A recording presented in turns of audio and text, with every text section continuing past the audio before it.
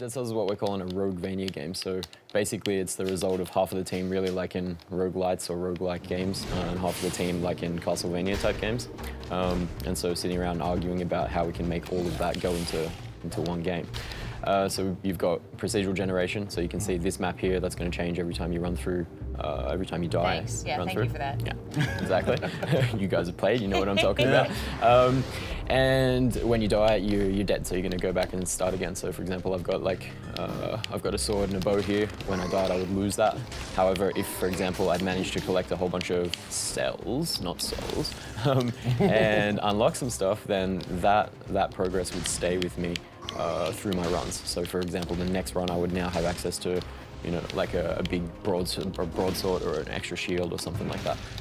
Whereas these little power-ups here that you can buy, they're gone. So I love how the dead cells, and actually if you can get a little more into like what you mean when you say dead cells, and that you're not this character. This is the thing that tripped me out the first couple times I played through. I'm like, where's my guy? You're the cells controlling the guy, and so that's actually where the upgrades and the changes come from at the end of the levels, right? Exactly. So without spoiling, because that's sort of some of the stuff that we're holding back for the Oh, hey everybody! Well, now you know. where basically, you know, you come out of this like tube at the beginning, you're kind of this gross-looking little blob character, and you're like, ooh, what the heck is this? And so then this little blob, he jumps straight in a body. So you kind of understand, I seem to be able to take over bodies. That's kind of weird. What's going on with that? And then the deal is that you just got to run through and explore as much of the world as you can, because each run is going to be different. You know, you might go through the first levels in a linear fashion as you go the first time, and then next time you're going to come back through different levels because you will have unlocked different areas. You realize you can like. Yeah, and as you go, you're going to find out a bit about this little guy. So. And speaking of which, there's levels that I went through. I was like, okay, you have different paths. Like right after you get out of the first zone, a lot of rogue-like games kind of keeps you on the same path, gives you a little bit of options later on, upgrade here and there if you die, so to speak. Yep. But yours, the sewer, my goodness, okay, it's like it's high risk, high reward. Yep. But if you get sick of going that way, you can go another way. And you can still circle back to get to the sewers. There's player choice. Yeah, exactly. So you can't circle back within a run. So once you've like made the choice to move forward in a certain direction within a particular run. So for example, now I've come into the courtyard level here. So I'm stuck in this one. I can't actually go back. Right. But the next time round, for example, I've unlocked this new ability, so I can now, you know, triple jump to get up to an area that I couldn't get to before or something like that. Then you're gonna go, I'm sick, like you said, of the sewers because it's super hard and I keep getting caned. So you go a different direction. Absolutely. Yeah, I do have some like initial frustrations of game types that force you to die to learn, but I love the gamification in the roguelikes that we've been playing that made it fun, and I think Dead Cells has. There's a joy to dying too, because you kind of get to go back, get to start again, and approaching it with all that knowledge. But what are the benefits that you give us for those times when we don't quite make it, but we're getting so close to these puzzles? Yeah, so I mean, this is something that we actually spend a lot of time with, you know, like trying to take out that frustration of death, because you know, death at the end of the day in roguelikes, it's a key component of the game. But at the same time, it shouldn't suck. You know, you shouldn't die and think like, oh crap, man, I just lost all of this progress. So you'll see as I'm killing enemies, I'm collecting cells. I haven't got too many of them down there at the moment, and each time you pass between a level, you saw just previously there was this like weird guy called the Collector who was hanging around. He's gonna collect those cells and say, all right, now you've unlocked this, you can upgrade your equipment so that, for example, you know, you might not be the best player in the world. Like right now, I'm sucking pretty hard. Well, you're doing a great job talking. There's quite a lot of enemies floating around here. But you can upgrade your weapons so that the next time through, you'll just be more powerful on base level. And if you are the greatest player in the world, then you don't actually have to do that. For example, I'm pretty good, so I don't know. You took a lot of the pain out of the frustrating part of the game. Yeah, well, that's the idea. You know, like death without the frustration, hopefully. So not only can you upgrade your weapons, what about your character as well? So yeah, like not so much the character at the moment. There are some things that you can upgrade.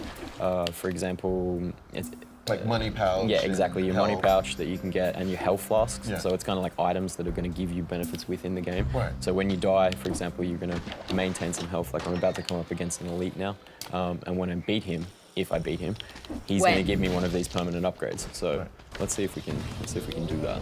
Speaking of which, on your website you say Roguevania Souls-like combat craziness. Which we're getting ready to see. The bosses hit hard. You have to be really good at dodging, as we like to say, rolling, and you just I got it. destroyed that guy. Yeah, so I've done that a couple of times. So like the Souls-like element, you know, like when we first started, the game was a lot slower in the pacing. Right.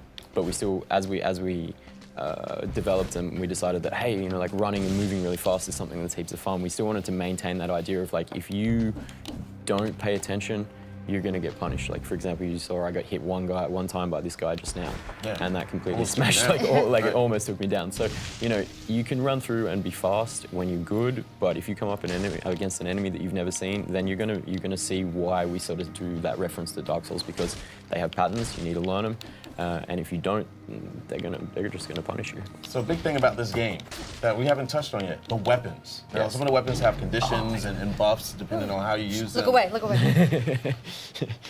We didn't see it. I don't know. You're doing great, man. Yeah, I was doing all right. You're doing I was. so Okay, good, he Steve. distracted me. He's like, weapons, yes, okay. Well, this is a good thing, Joe. So one of my favorite ones was the dagger. Yeah. Like you critical hit every time you hit in the back. Yep.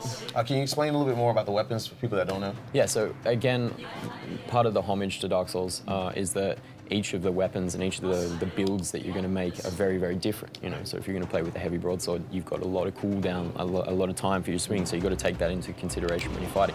And so, for example, the dagger, we wanted to make each weapon have something kind of cool that it can do. So these are the basic weapons that you start with in the game. They kind of suck, but when you unlock that dagger and you crit on a backstab every single time, all of a sudden, that's going to allow you to say, hey, I really like doing that roll. Like, that's what I just did then.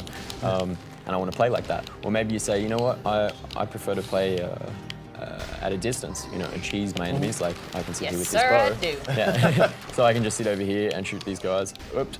Not too much though, because we stick the arrows into the enemies. So the idea is to differentiate the play style based on the items that you find, so that you're constantly adapting, but also having the opportunity to play with a lot of things that you might really enjoy playing with.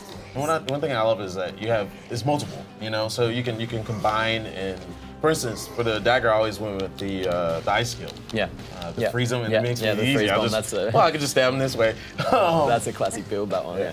Yeah. So I mean, a lot of people do that, and that's some of the things that we've been working on in our latest updates. Is it's trying to find ways of encouraging players to test out builds that they might not have used before. So for example, the Forge, which is like this little guy that you come across after you beat the first boss.